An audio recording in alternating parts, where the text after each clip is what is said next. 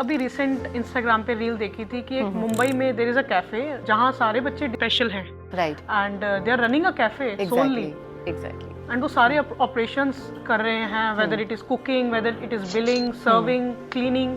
Societal stigma की नहीं, अगर बच्चे को डिसऑर्डर है वो कुछ नहीं कर सकता है। नहीं, अगर हम ऐसे सोच लेंगे तो हम उनके साथ काम भी नहीं कर पाएंगे और मोर ओवर वो खुद भी कुछ नहीं आगे कर पाएंगे।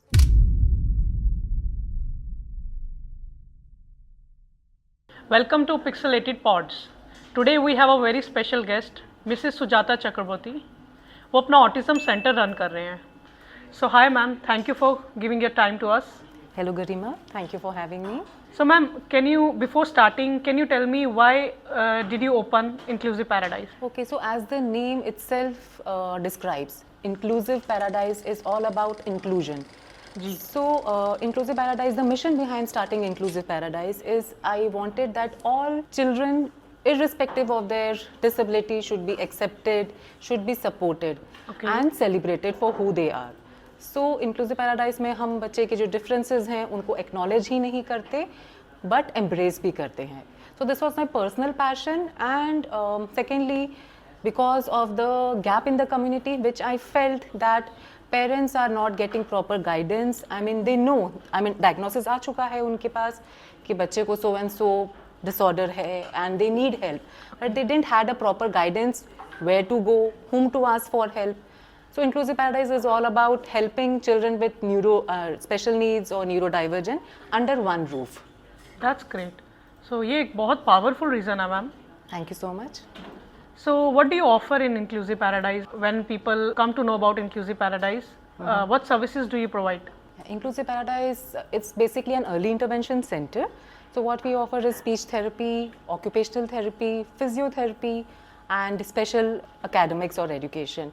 And apart from that, we train the elder ones for vocational, and we teach them activities for daily living. So you must be having a team for it. आपके पास special educators होंगे.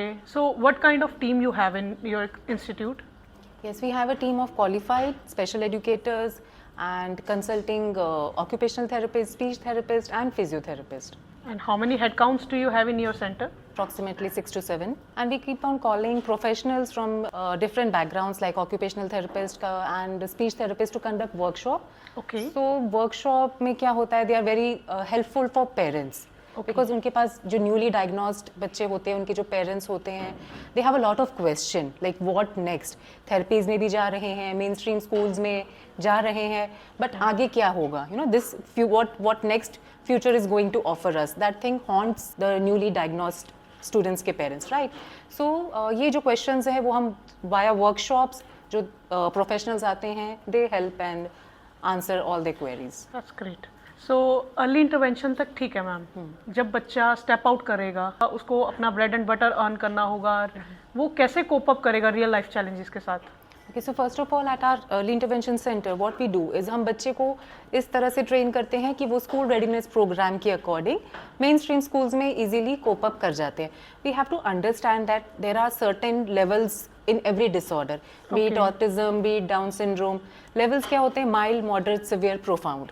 तो जो mild वाले categories के बच्चे होते हैं mostly वो सारे school, colleges में easily they can cope up, वो कर लेते हैं.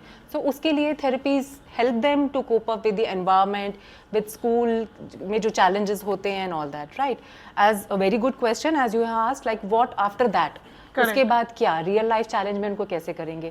सो एक्टिविटीज ऑफ डेली लिविंग, उससे आप वो इंडिपेंडेंटली अपने टास्क करना, that they can do. And as I said कि जो माइल्ड कैटेगरी के न्यूरोडाइवर्जेंट किड्स होते हैं they can do very well. You never know, अगर उनको राइट डायरेक्शन मिल जाए they can do very well in literature, some can do very well in technology, right? So it depends. We can not say कि हर बच्चा नहीं अपना bread and butter run कर सकता है.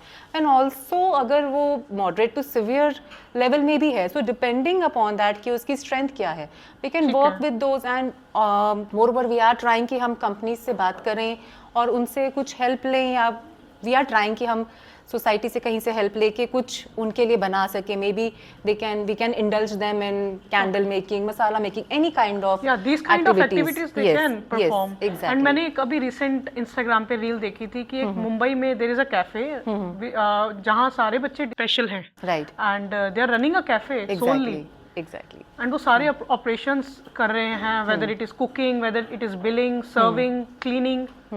सो I felt very good after seeing that video. Societal stigma की नहीं, अगर बच्चे को डिसऑर्डर है वो कुछ नहीं कर सकता है. नहीं, अगर हम ऐसे सोच लेंगे तो हम उनके साथ काम भी नहीं कर पाएंगे और मोर ओवर वो खुद भी कुछ नहीं आगे कर पाएंगे. So we need to motivate them, we need to find the strength in them and then provide the right direction. So inclusive paradise offer these activities and these therapies कि बच्चा चेंज होगा डेफिनेटली. Exactly definitely. सो ऐसी कोई story आपके मन में हो कि आपको छू गई हो Okay, during your therapies? Right, there are many stories, but rather than sharing the stories, I would like to share feedbacks. After 3 or 4 months of therapies, जब हम बच्चे के पेरेंट्स से रिक्वेस्ट करते to provide a genuine feedback, Correct. तो जब वो feedback provide करते हैं, at times they cry out of joy कि 3 साल का बच्चा था, हमें लगा कभी जिंदगी में बोलेगा ही नहीं, पर वो इतना बोल रहा है, इतने क्वेश्चंस आ रहे हैं. So that is our achievement. Correct. Parents का जो फीडबैक है, that is our main reward or achievement, I can say. तो ये बहुत ही वार्मथ मिलता है आपको वहाँ से Exactly. पेरेंट्स से, when you see their faces whether crying in a joy और they are actual happy. Right.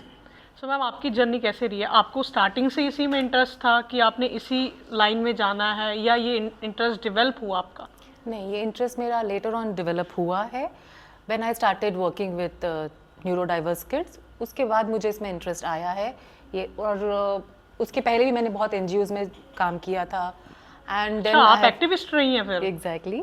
And after that, I have worked with a school also in an inclusive setup okay. as a special educator. And then I thought, ki, okay, now it's time. I have gained immense knowledge. Now I can help parents. उनकी journey smooth करने के लिए मैं उनको help कर सकती हूँ in various way. And so I thought कि let's start with my center. सो ये सेंटर अभी पंचकुला में ही है, पंचकुला में ही है, या कहीं और भी आपके ब्रांचेस हैं?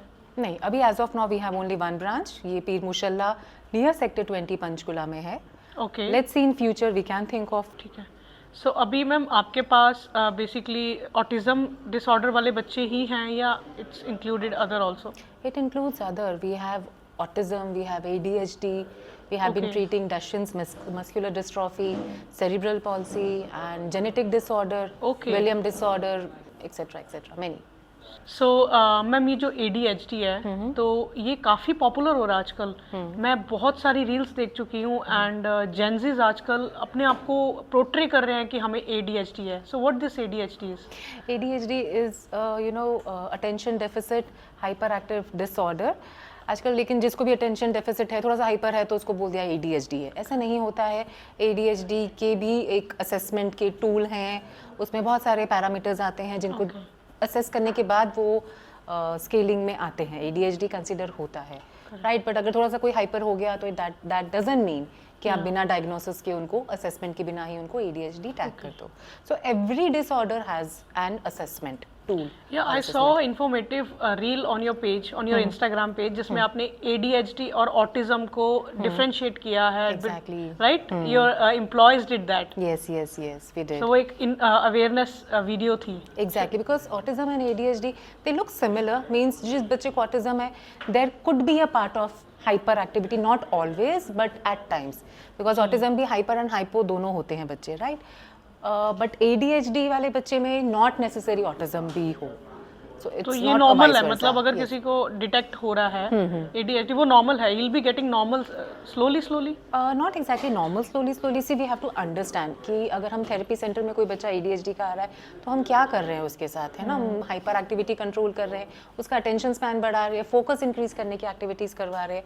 ADHD के बच्चे नॉर्मल स्कूल सेटअप में आराम से कर लेते हैं, पढ़ाई में उनको कोई प्रॉब्लम नहीं होती है as such. But the main concern is they can not sit at one place for more than specific time. So वो क्लासरूम में भाग रहे हैं यहाँ वहाँ, that is the main concern. Impulsiveness है एंड फोकस नहीं है, अटेंशन नहीं है, that is ADHD. Autism is totally separate thing. So मेरे को लग रहा है कि ये जेंजियों में होने वाला है. जेंजी सारी ADHD होंगे.